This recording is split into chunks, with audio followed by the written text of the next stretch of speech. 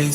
Someone flips me a bag body. So it's another one, yeah. It's a full run, yeah. Oh, it's another one, yeah.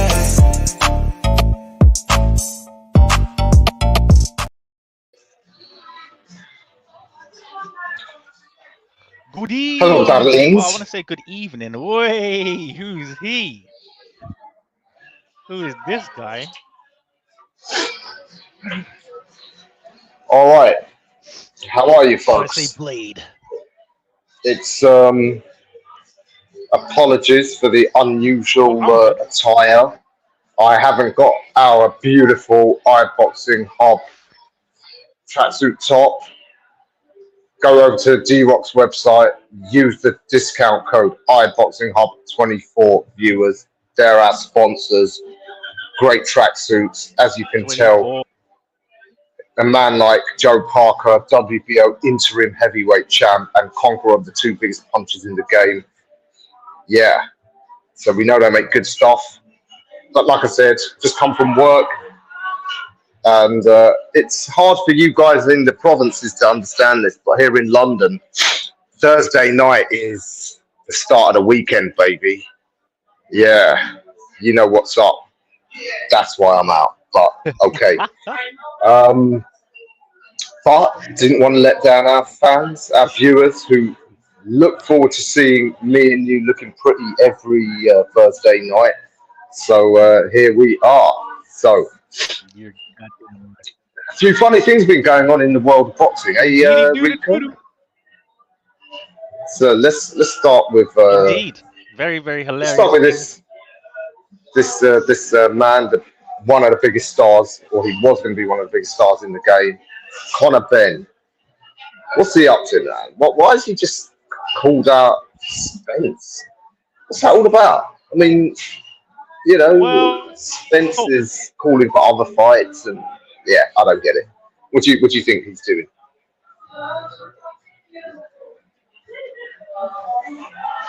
I think he's trying to keep relevance, as he should. To be honest with you, with all this malarkey going on with the board, I think that I genuinely think it's actually a pretty good fight. Because Spence has been inactive,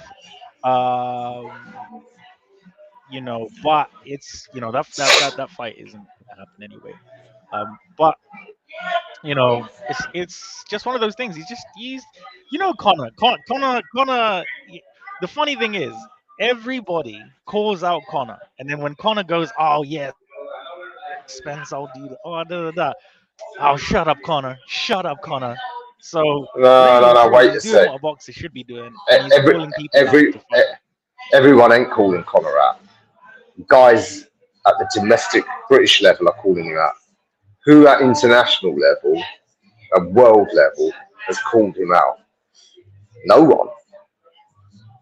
It's like they think, you know, yeah, you're a big star, but what have you done? Tank didn't really call him out. I don't class that as a call out. He talked a bit of shit about him. Is that a call out?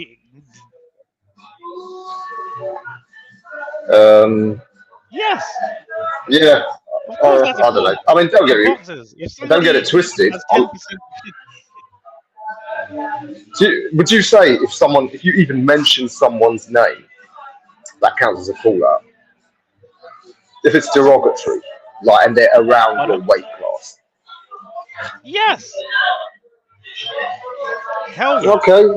I would see everything, bro. I'll be like, listen, let's get it done. And they did, and they tried, and it failed. Yeah, I mean, listen, you know my views on Tank and his team first. He was never serious. He's talking about Shakur now.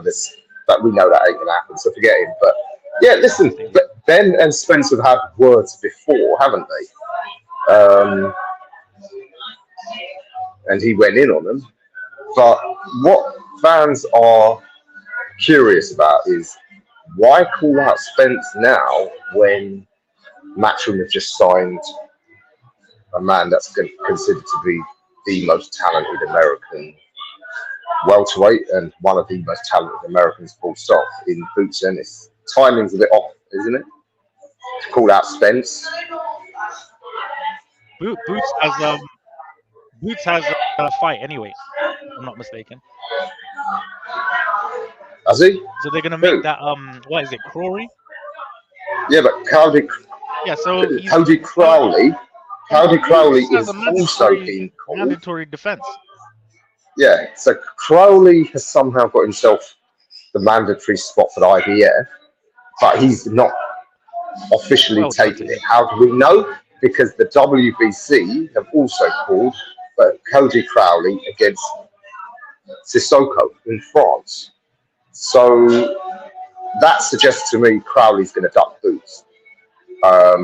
Because otherwise, as soon as he was named mandatory, he's like, yeah, next. I'm calling my mandatory in. I'm next. But the fact he hasn't done that, that's enabled him to get this WBC final eliminator against Sissoko. So in other words, he's ducking Boots, yeah? So Boots hasn't got a fight locked in as it stands. He's going to be hard to match. And yeah, well, yeah, but you've seen Benn up close, yeah? And then make the Conor fight. Yes. No, but you're right, you wouldn't, but you'd start doing a bit of talking to build it up for when it is made. But it's like radio silence. Eddie's been waiting 5 years to sign this guy. Like, yeah, 5 years, which means he can't waste time for the build-up process. Yeah, I get it. They won't make the fight, but start talking a bit of shit, about each other, call each other's names, all of that good stuff, and then in the meantime, they can say, yeah, but we've got mandatories. Yeah, we got this, we got that.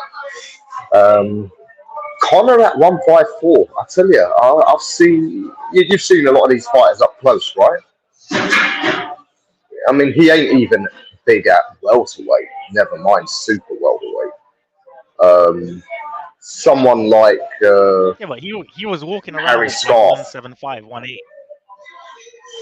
Yeah,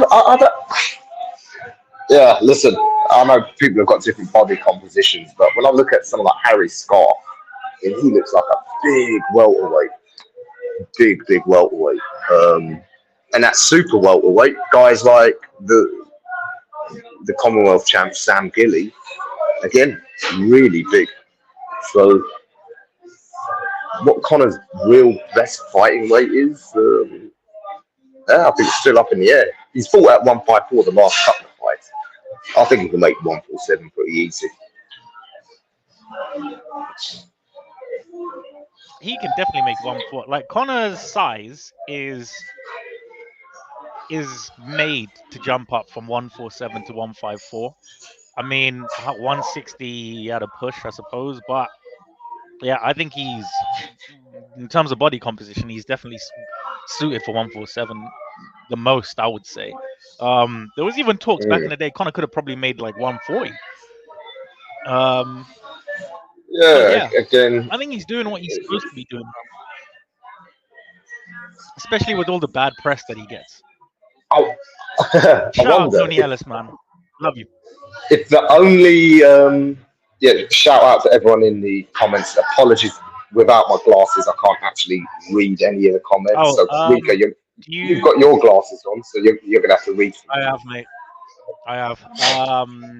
Aisha, big up Aisha of Green Diamond Boxing, destroying the boxing world at the minute. We love you, girl. Aisha, do you think that Benn versus Pacquiao won't happen?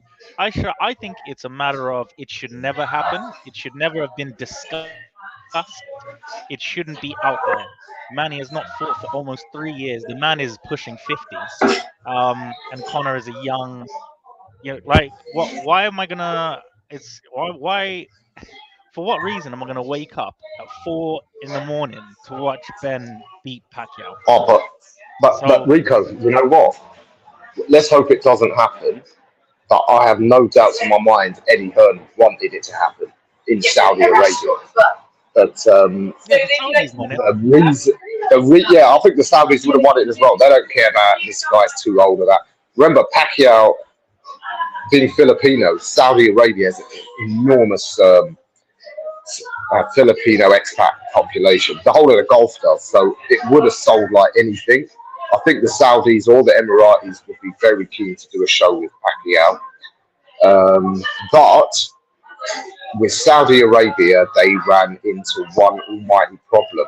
At the moment, the board are still the sanctioning body for fights in Saudi Arabia. That's so Yeah. funny.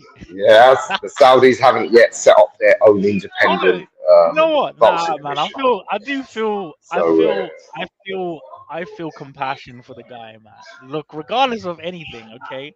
If you want to say he got his backdated ban when he didn't fight for 2, whatever, but let the man live, okay. Just let the man. It's Well, too I'll tell much. you what. I wonder. Do you Like, why? think? What? You know, there's all this talk about. Well, we know the boards. They then write to all the other boxing commissions, all the major boxing commissions worldwide, and say, look, this fighter of ours is suspended for these reasons, so don't license it. I'd love to see that. But we know that certain commissions in America, they're a little bit rogue, and one of those is Texas, which is where Errol Spence is from. Do you think this is like, well, there's like all literally roads lead, one, bruh. All there's roads one lead. big name I can fight, yeah, away from the long arm of the board, and it's in Texas. I don't. Yeah, It kills me that the board has so much power like this. Like, well, I mean, I don't know if it isn't just that. I get the impression most credible boards worldwide have some mutual agreement. So although people are always criticising the fact, well, that there's no overarching body in boxing like there is for football, it seems like there's still a fair degree of cooperation between them all. Because when there's some saying that there was some promotional body, an umbrella promotional body in America, they were saying if Hearn had gone ahead with Benn v Eubank when the test results were first leaked, if he'd gone ahead with it, they would have voted to never let Hearn promote in America again. So there is a fair degree of. Listen, we know boxing's corrupt, and I'm not saying any of these people are angels, but I think there's that, that mutually assured destruction. They all understand that there's certain lines we all agree we don't cross, and one of them is Conor Benn. we don't cross the pretense, that boxing's totally clean. Yeah. So yeah, I don't know. It's an odd one, though. Ben, there is no way on earth he's getting a fight with Spence anytime soon, or any of those PBC fighters. And I tell you what, I just don't see him even getting any world title shot. The way his career is going, tests aside, it's like, man. What is the plan? Just fighting big name old fighters, and that's it. Because it's like, if you've got ambition to be a world champ, all right, how about get into a final eliminator? Look at Harry Scott, how much he struggled to make a name all this time. He patiently got his shot at the British title, beat Echo, and now he's in a final eliminator for boots. So yeah, it is the way his career is being managed. For me, it's puzzling. It's weird. It's very weird, very strange. I think if the board were consistent, then it would be a different story. But because they're not consistent in how they do things, it's very case by case, but cases that are kind of similar. It's that's the only reason why the board gets so much scrutiny. Andrew Smith gets so much put on him is because, like, dude, you can't just be going super hard. Yeah, Robert Smith. Sorry, you can't just be going super hard for hashtag no Diddy for Conor, and then there's other people out there Do you know what I mean? So I'm just saying consistency is key regarding this. I think um I think what we'll do, we're gonna go through the topics and then get the callers to come in. Yeah, I think Yeah, we'll yeah. So, viewers, our usual lovely, loyal followers, we love talking to you. As Rico said, me and him are bored of admiring ourselves and each other, how pretty we are. So, we want to get you involved in a few minutes. Be ready. When our producer puts the link in, you can join in and give us your 2 cents on what we discuss. Other bit of big news, Rico, that's come through. your boy. The surprise that Katie Taylor against Serrano, the rematch, is going over onto Netflix on Most Valuable Promotions. I don't know about you. You know what? I ain't that high on that fight. I think it's gone off the boil. It's been too long. Yeah, it just, I don't think the fight, it ain't got that edge anymore to it. What do you think? And what do you think about the fact that Eddie and DAZN have let Katie go over to Netflix? Are they looking at the way her last couple of fights have gone and they're thinking, hey, girl gave us a good run, no Diddy, but it's time to cash her out. What context? Right. So obviously regarding the whole Taylor thing, look, Eddie's come out, and I understand this, and I think more promoters should do this. Jake and MVP came to Katie with a substantial amount of money. One thing about Eddie will let you go if they're paying you more for this particular type of deal, because I mean Netflix, Mike Tyson, you know what I mean? Like Mhm. it's once in a lifetime, and Eddie thinks that he can, that he's got. We've seen Eddie's fighters go to other promotions, Cash Felix, and there's just so many other situations where we can be like, oh, he does this. This is something that Eddie does. It's not even something where he's looking for Katie to go away or whatever. Katie Taylor has like another 3 fights, including this one, max. Okay, so Serrano, probably Cameron. If I'm Cameron, I would fight Sandy Ryan. And then the winner gets Taylor, and Oh, I'm so glad you mentioned it. That was another nice bit of gossip. A bit lovely, of mate, lovely. beef. Sandy Ryan stays ready, bro. That girl, Yeah, she's on it. Sandy went in on her. They went in, Sandy Chantel bit back, called her which is social unusual for media. her. Sandy called. I think. What did Cameron say? Cameron was like, "Oh, you social media whore." I was like, "Oh my god." So yeah, listen, Chantel. I think it's a sign that Chantel's she's probably frustrated and seething. She didn't get the Katie Taylor fight next, because she must sense that, as you said, Taylor's probably right for beating now. Yeah, well, mate. But anyway, But the thing, yeah, Serrano's that'll be. come off. Serrano's just come off a hair gel.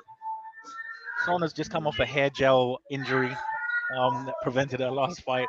So if I'm Yeah, Edward, I'm looking at the current landscape. And, go on. I'll tell you what. One thing I wish Serrano would do. Incidentally, again, I haven't kept up with this. Taylor Serrano 2. What weight class is that being fought at? 140. 140. Yep. Is that for sure? Any of our viewers Yep. can they confirm that? Because I'll tell I'm you looking what, at the having seen. posters right up there, bro. Super. Oh, of course. Sorry. Again, like I said, sorry. The old glasses ain't on. Can't read that far. Yeah, very unusual. Walking stick emojis. Can we get some walking stick emojis and some glass emojis with some orange emojis underneath the tin, guys, please, for us. Go on, Ross. Sorry. Listen, I don't know if you've seen Serrano up close. She's a much smaller woman, and Tiny, tiny. that'll be interesting. I'll tell you what, I do want Serrano now to vacate those featherweight titles. You know why? Because you look at the girls who are lining up at featherweight. It's like featherweight for the women's game is like lightweights are for the men's game. Look at the young talent come through. Obviously, Sky has made her big breakthrough. Raven is now mandatory for her. Sophie Alish, who me and you have both spoke to Sophie recently. She's got a great opportunity to bring big time boxing back to Germany. Lovely girl. Again, she's young. We know everyone likes these youngsters. Yeah, and of course that moody girl, Caris Arkenstill. She does smile occasionally. I can get a smile out of her. Where other guys can't. No Diddy, of course. But yeah, I'm cool with her. But she's a danger woman. You look at the last couple of fights, she can hit. And of course, there's a few other girls out there who aren't as well known. There's the American girl, Tia, the one who keeps calling Sky out, one from Miami. Apologies, I forget her name. You definitely need some of them old man emojis there because the old memory it's fading. But yeah, the American girl from Miami, she's good. Sophie Alish is a potential rival right there in Germany. There's Sarah Lehman, who's coached by John David Jackson, who's Clarissa's coach. Yeah. And she's only 20 or 21 as well. So that's like a perfect rivalry that could really spark, interest in the women's game over in Germany. So, there's featherweight, like I said, that for the women's game, that's the hot division. And because of that, I do hope Serrano, hope she vacates. That's the trouble with these undisputed champs when the governing bodies give them so much leeway. They just keep the belts, and it's just everyone's just waiting on them. So, yeah, that's one reason why I'm not that high on Taylor Serrano too. But yeah, interesting. Does it? I think that there is an element of Eddie's ready to cash out Taylor now. Last hurrah for her. And like you said, if this ain't her last hurrah, the next one will be. Has to be, man. Katie's been in too many wars, okay? And the thing is with Serrano is going to come and stick it on her. She's tough. She's very, very tough. I think that she should stop tweeting because some of her tweets are just like, is this even a real person? They look like AI. It looks like AI does Serrano's tweets. I'll be honest. I'll tell you what, yeah. Taylor might rue the day that she decided to take those two Chantel fights. Absolutely. Because that will have drained her tank like anything. So we shall see. Last thing I want to touch on before we invite the viewers in to go in on us. No Diddy. See, when you started on me. Next week, do not say that slogan. Now it's just in my head. So there'll probably be a new one, to be fair, like no Jay-Z or something. I don't know. You're right. The way this industry. Hey, it might even be no Ryan. I don't know if you've seen some of his whack tweets. I have. It might be no RG. I don't want to talk about him. I'm sick of him and his games. But me and you were both at the Alternate in the West End for the unveiling of that terrific 5v5 card and the undisputed light heavyweight championship. Shout out to Deontay Wilder, man. Shout out to the Bronze Bomber. I'll tell you what, I don't know about you. I loved the press conference and I loved the way they did the whole face reveal. The only disappointing thing is that all the fights had already been leaked. That took away a lot of the suspense. Because I'll tell you what, the way they were dressed and with the masks on, I don't think you couldn't have guessed who they were if not for the fact that it had already been leaked. Maybe Nick Ball because he's like down to most fighters' He's waist. But so small, Nick Barl. I love Nick Barl, man. I love Nick Barl. listen, he's small, but his fighting ability is makes him 10 feet tall. But yeah, I thought the press conference was awesome.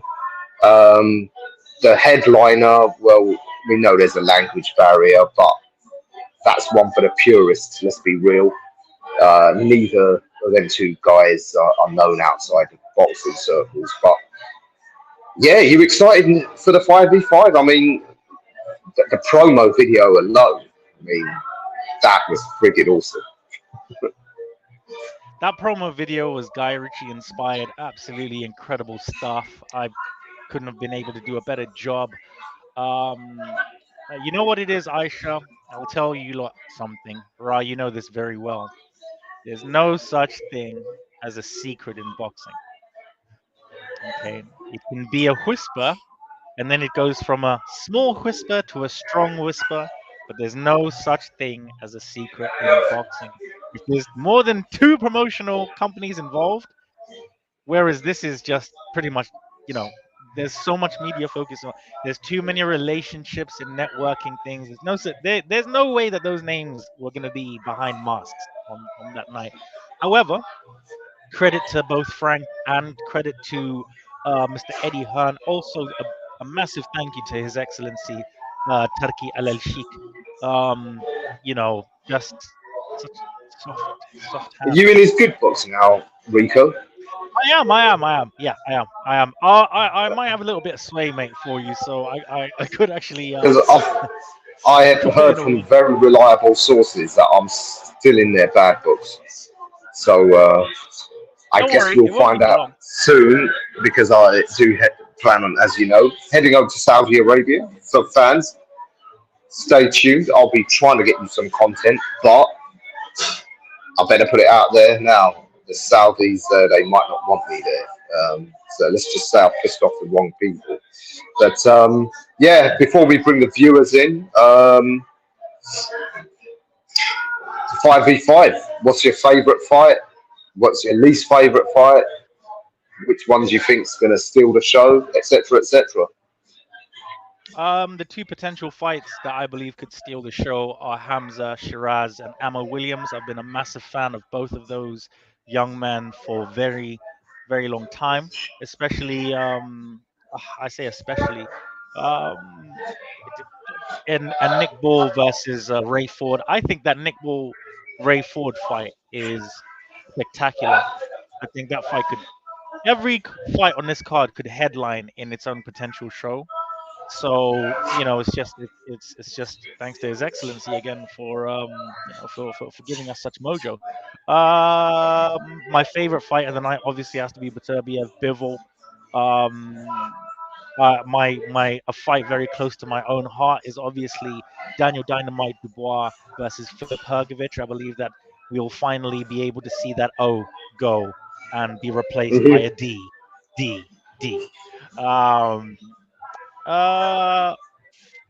Deontay Wilder is now the captain of Matchroom. Jesus, look at that. And also a massive shout out to Trey on production. You are incredible, buddy. Okay, we love you. But how hilarious, right? We were both there, like we are now.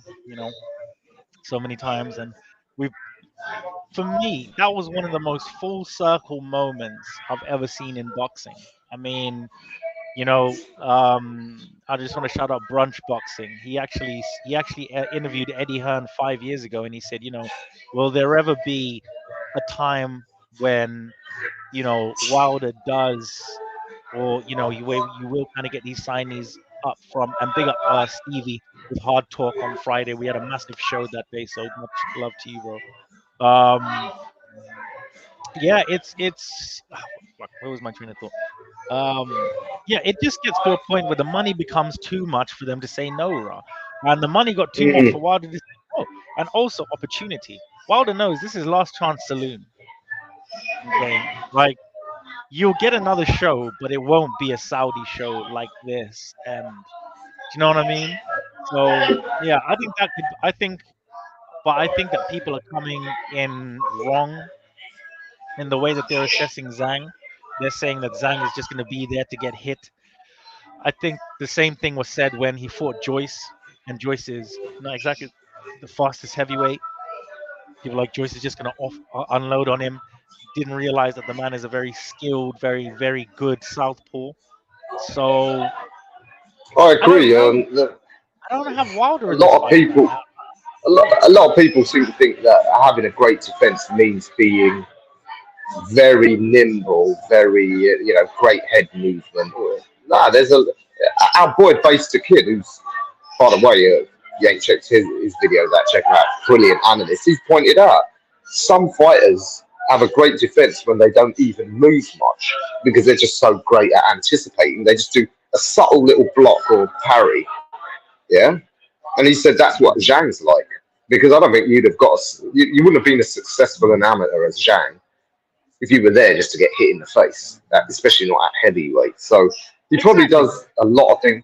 And you also got to remember a lot of defense is, foot positioning, anticipating positioning, so that fighters can't get off the shots they want. So yeah.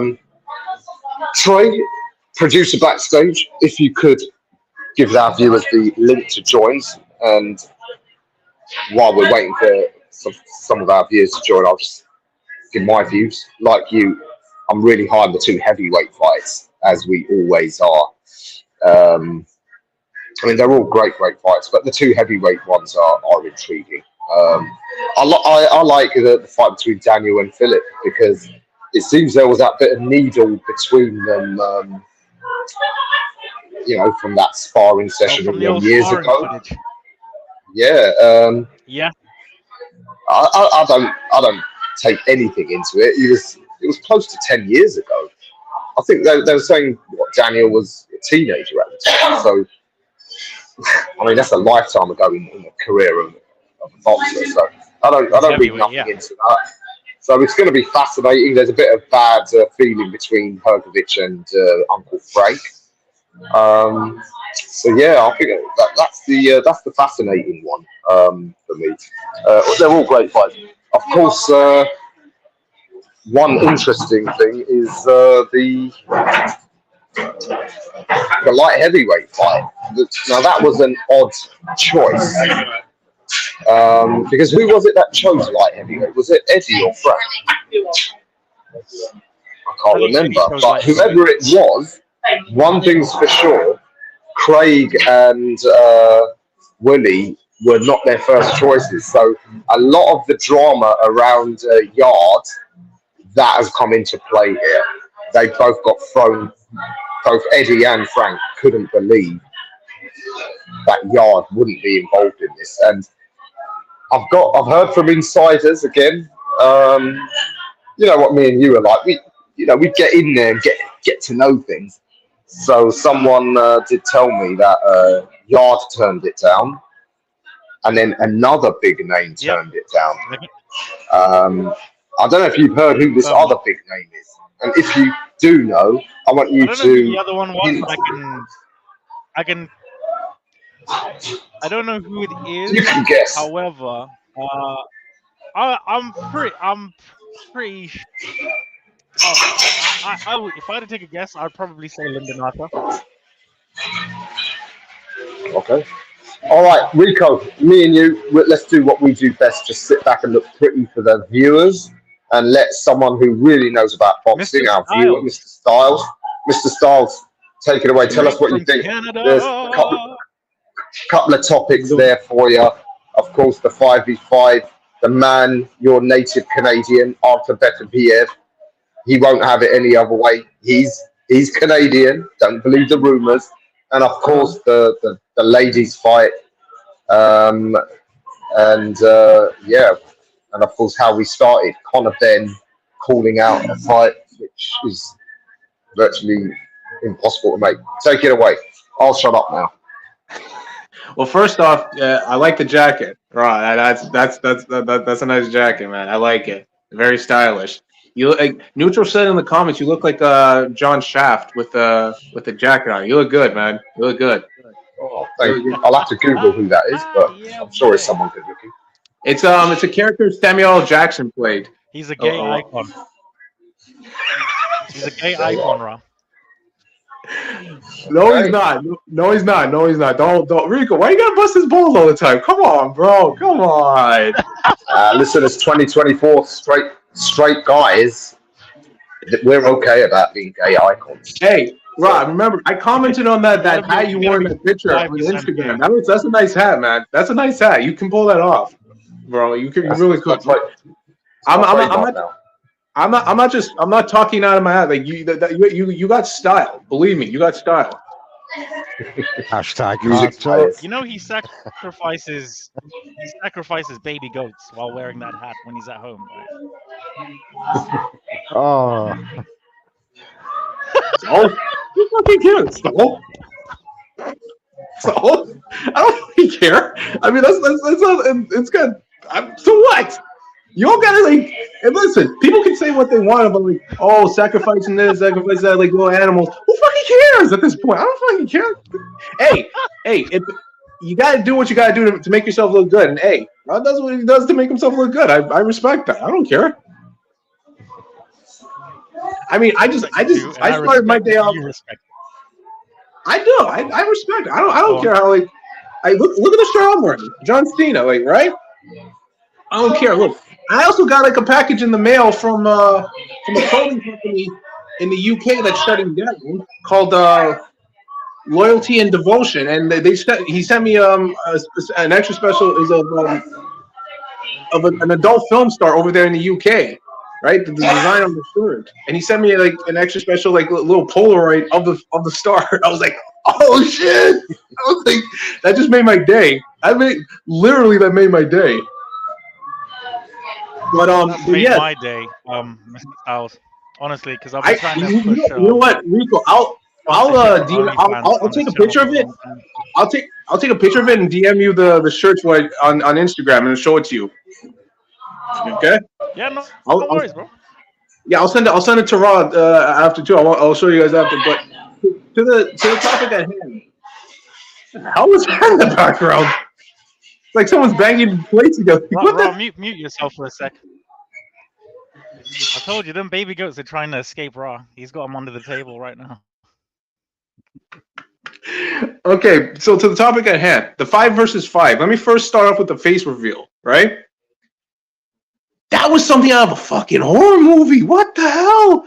When I saw that, I was like, I'm scared I was scared. I was like, what the hell? Like, yo, you guys are giving me a heart attack over here. Like, what the hell? Like, for real. So then, and yes, like we've heard like who's going to be fighting on the 5 versus 5, but still, even just to do the face reveal, I gotta admit, I gotta give him points for creativity. Was it frightening? Yeah, I'm not gonna lie, it was frightening to see because I'm like, that's something out of horror movies. But the one of them that I was interested to see was Triple D, Daniel Dynamite. You know, I want to see how he does. Given after his fight with Usyk, I want to see how well he recovers from, you know, coming back from that. And the one of them was like a world title fight, Ray Ford versus Nick Ball. That I'm like, oh, that's gonna be good. That I feel like will set, depending on where it is, like on the card of the 5 versus 5. That I think will set the tone for the event because it's a world. You have 2 world title fights on that entire card, so that will set the tone. I feel like depending on where it is in the lineup, like that will set the tone for the event for me. And I want to see how Hamza. I want to see how he does because in his last fight with Queensbury, he put out a good performance. So I want to see how he does in this thing. But the one fight I will say, oh, Big Bang versus Wilder, man, like this. That's like this fight's important for both these guys because you look at Big Bang, he's had a few fights against Joe Joyce for the interim heavyweight title, then fought Joseph Parker, and now it's like, okay, yeah, he's on a good roll, and then he lost. So put him back in that title contention. I mean, it doesn't get any bigger than Deontay Wilder.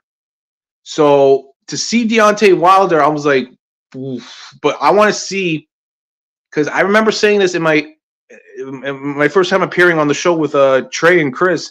I was like, Deontay Wilder hasn't been the same since the Tyson Fury trilogy. Like, we haven't seen like the same Bronze Bomber since the Tyson Fury trilogy. I mean, to me, his domination kind of like fell off. It was starting to fall off a little bit when he fought Luis Ortiz the first time, and then once he and then we fought Tyson Fury. That's when like it was starting to like really. And to be fair, like he did the best he could, but this will be.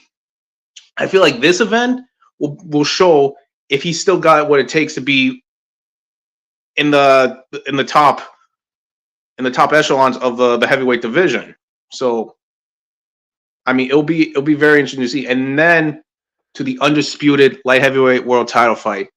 Oh, that's and what I like about it is it's for all the belts, including the IBO title, which I'm sorry, no one who's an IBO champion doesn't get enough credit, because you look at all the champions from IBF to WBA, WBC, WBO, they're all very well respected.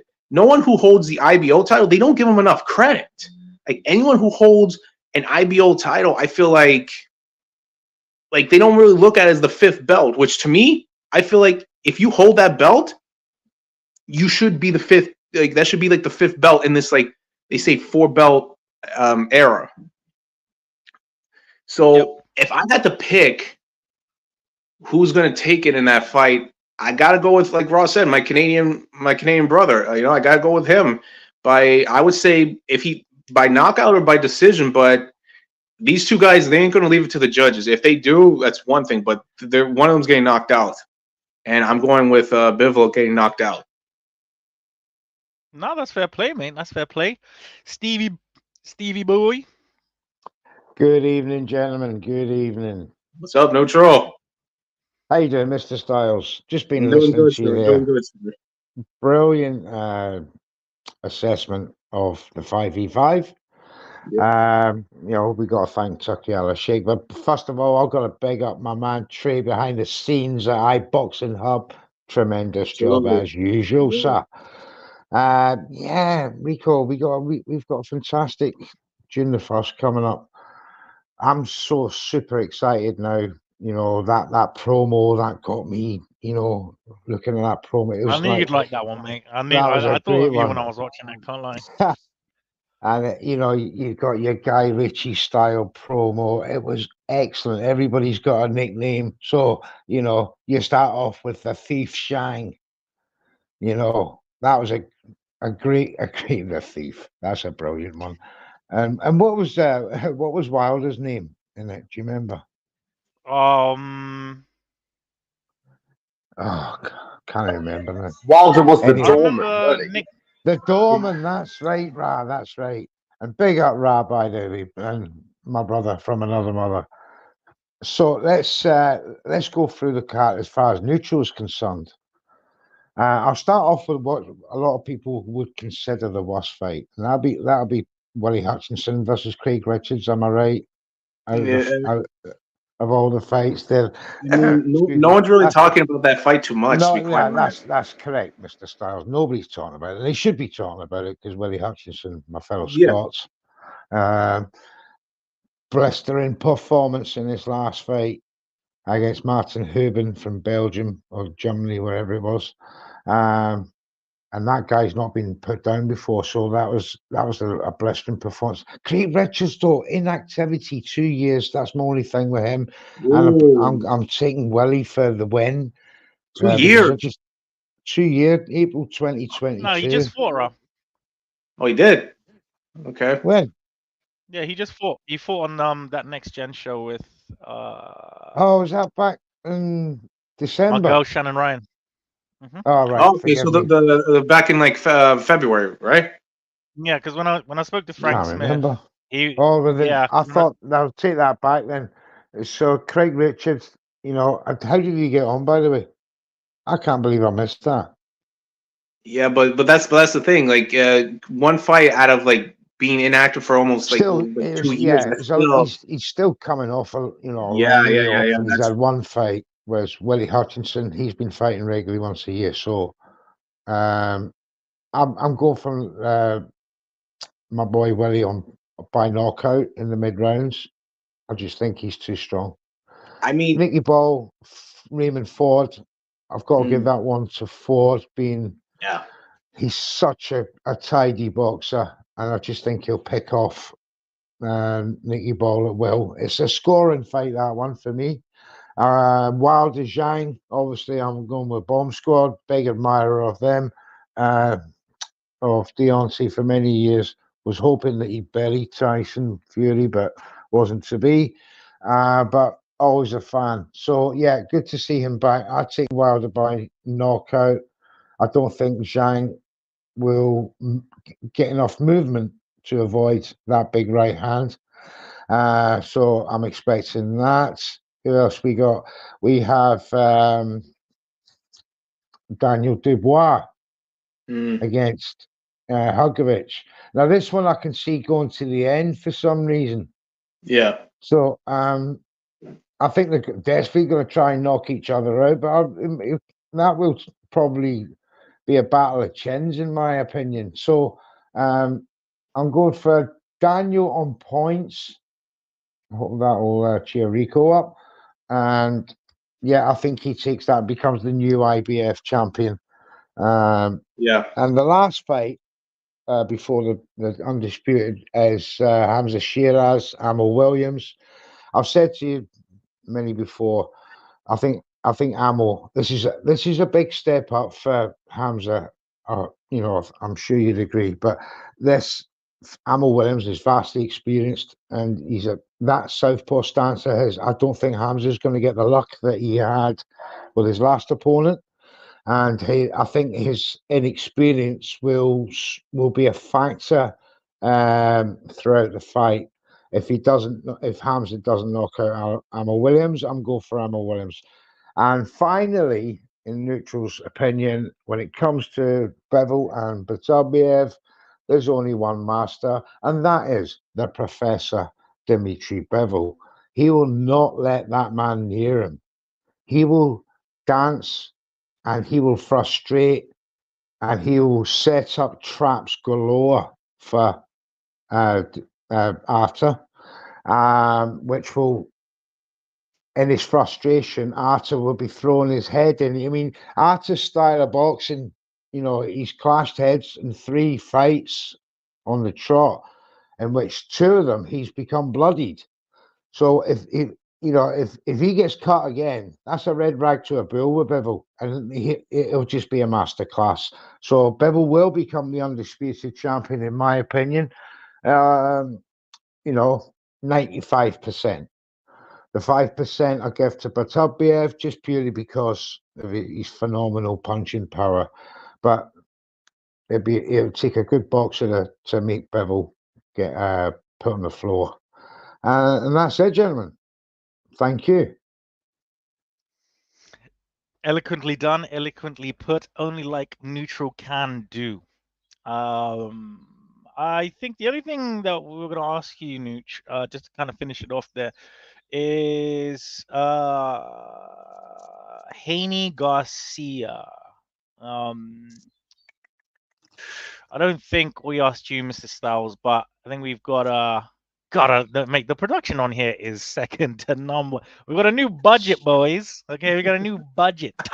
Okay, there, wait, DAZN, are you seeing this? Are you seeing this? Yeah. Yes.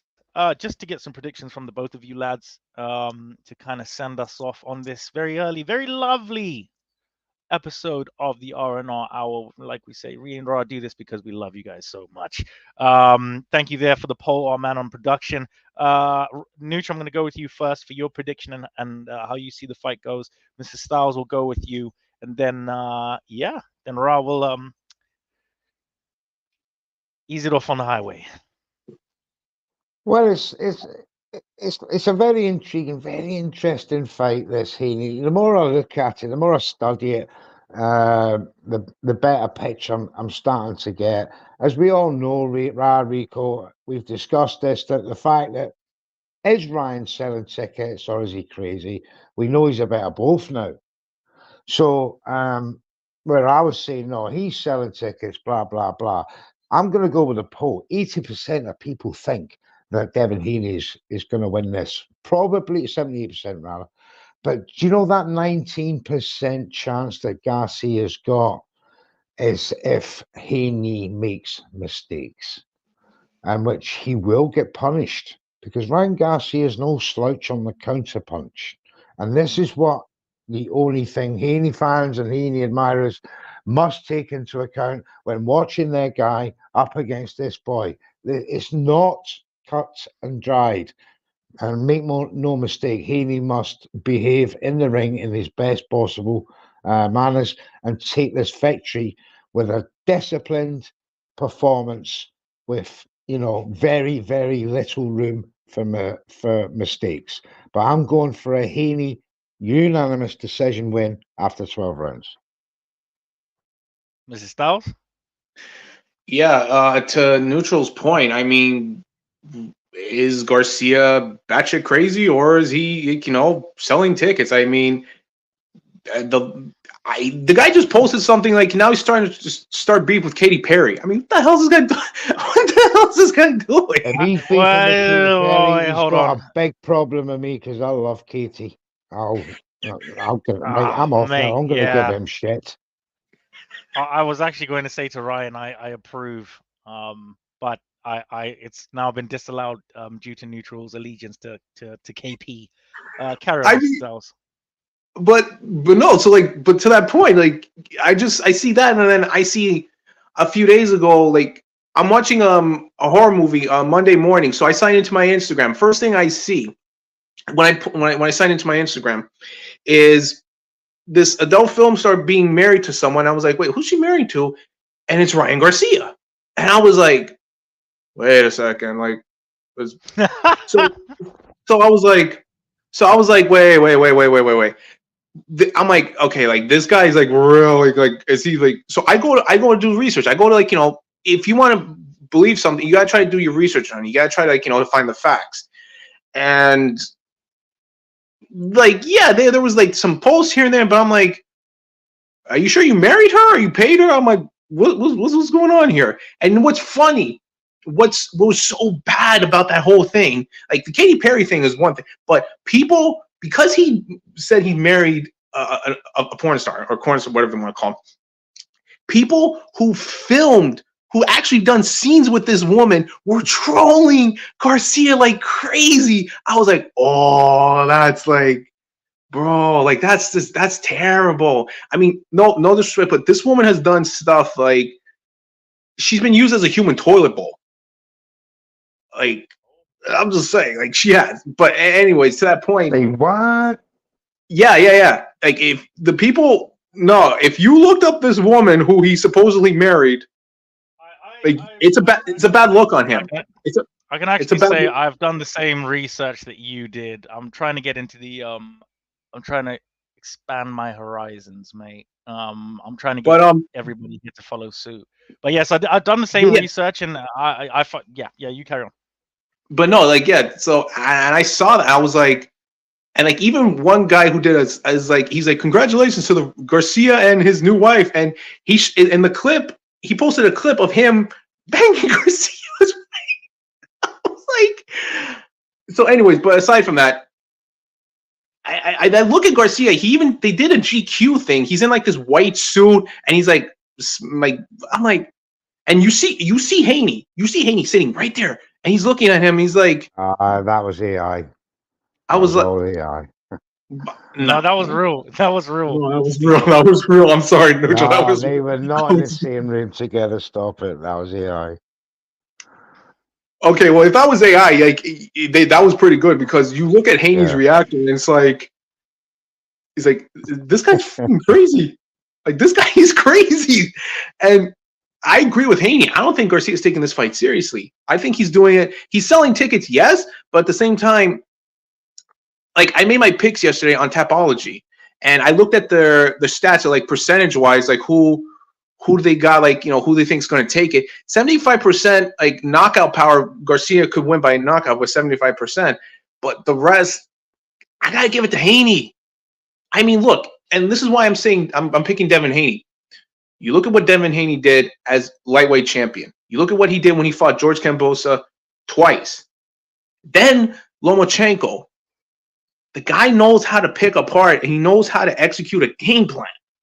So, I mean, for him to for Haney to go to Australia, to enemy territory, not once but twice, fight their hometown boy, beat him, decision twice, then to fight one of the best lightweights, one of the best fighters in that division at this moment in Lomachenko. I mean, look, Garcia's got a puncher's chance. There's no taking that away from him. Mr. Garcia's Styles, what is Yes. the common denominator for every single opponent you just named that Devin Haney has faced in the last 2 years? Ryan hasn't fought him. right. Not True, only right? not only that, Ryan is the same age. He is fighting somebody that's not 35, that's not 31, 32, although experienced as they are. He's fighting a guy who's just as vigorous, physical, and has got the same energy levels that other guys that he's fought may not have possessed when fighting him. I'm not taking anything away from Haney's performances. It's just the fact that Ryan Garcia presents another problem, another obstacle for Devin to get over. And it'll be interesting to see that whether, as Jams quite rightly says, it'll be interesting to see how he comes up against somebody who's in a similar prime. Well, to add to that point, can I just ask real quick, how old was Tank Davis when he fought Ryan Garcia? How old was he? Is he like the same age or? No, he's older. He's like So apart from Tank's the only one that was under 30 in the last. So to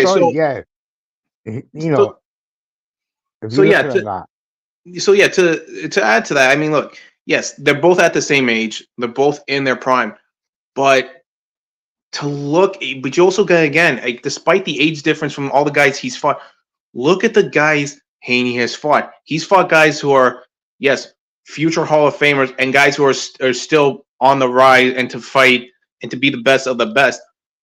And that's the thing. We're talking about who Devin Haney has fought, who Devin Haney has beaten. He's beaten legends, future legends in this sport, realistically. But who has really, Ryan Garcia, other than Tank Davis, he's fought? Who's he fought that we can really?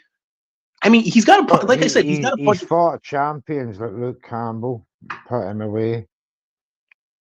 Okay, but really, like, has anyone talked about, compared to, like, is anyone else talking about that kind of fight? No, they're talking about, the only fight they're really talking about on Garcia's record that's in anyone's mind that's notable, worthy to talk about, is Tank Davis. Other than that, everyone's talking about the list of guys Haney has fought. Even his last fight, excuse me, this last December that just passed, when he fought in San Francisco. He's fought a guy who's going to be, like, once again, a champion, I feel like, in Regis. And look at the guys he's fought. I mean, look, no disrespect to their age. As I said, I'm not taking anything away from his accomplishments and who he's fought. The common denominator, as I said, was the age. These guys are on the back end of their careers. They're not in their prime. Then, therefore, the energy levels that Devin Haney expresses with each fight, other boxers cannot cope with. Can you agree on that? Yeah, no, I can definitely agree on that. Well, Ryan Garcia will be the first boxer that Devin Haney has fought, not only with a superior skill set to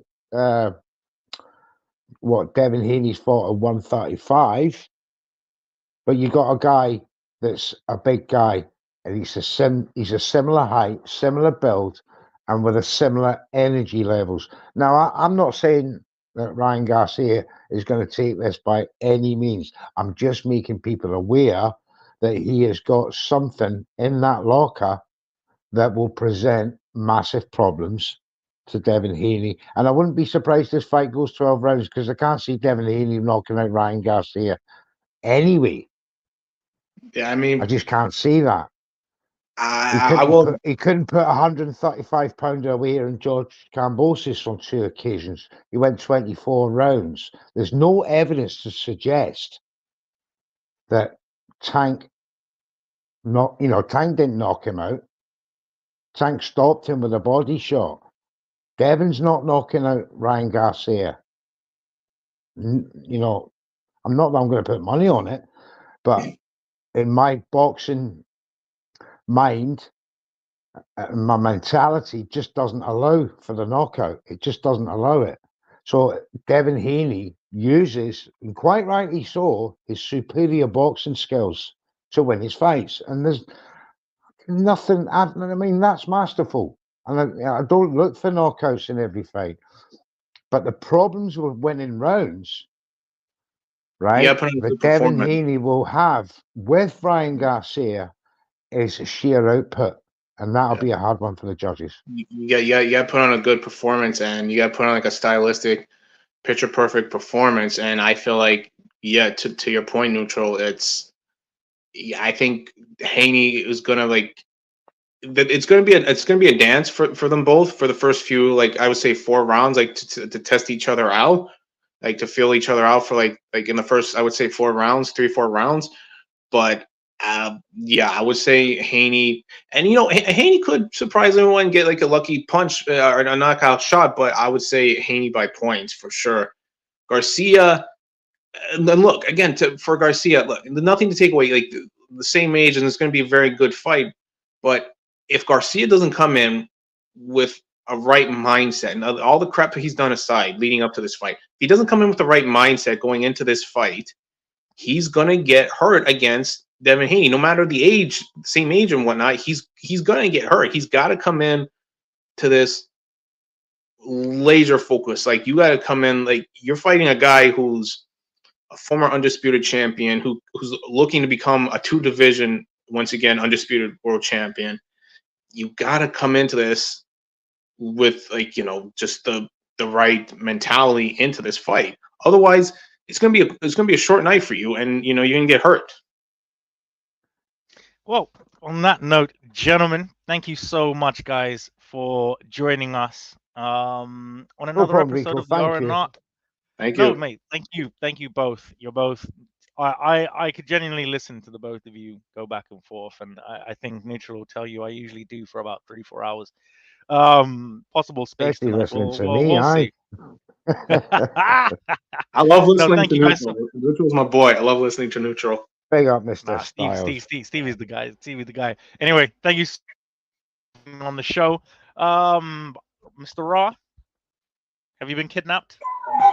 No, still there. I've been listening intently, gents. Thanks for your time. Thanks, Mr. Styles, all the way from Canada and of course Scotland's finest. Hey, I just got to say something, Steve. Only a Scotsman could big up Willie Hutchinson for knocking out a guy from Belgium. Yeah, I mean, it's like Belgium. Come on, they've won no fight ever in their history. But hey, that's all cool, Steve. Big up. Got to stick up and support for your local boys.